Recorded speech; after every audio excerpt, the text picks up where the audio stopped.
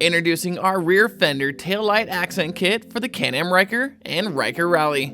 This rear fender accent kit is available in over a dozen colors, including real carbon fiber.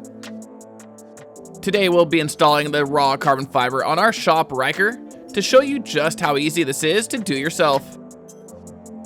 Start by test fitting the piece so you end up with the proper alignment.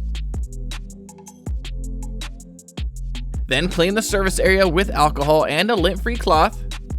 And make sure the surface area is between 72 and 110 degrees Fahrenheit for proper adhesion.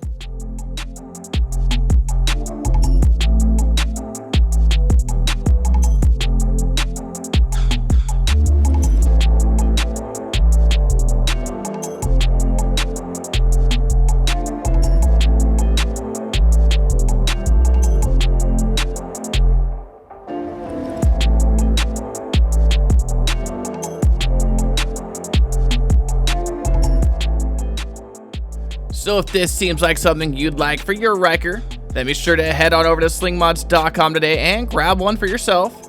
And don't forget to like, subscribe, and hit that notification bell so I can keep you up to date on everything Ryker. I'm Brandon signing out. Till next time.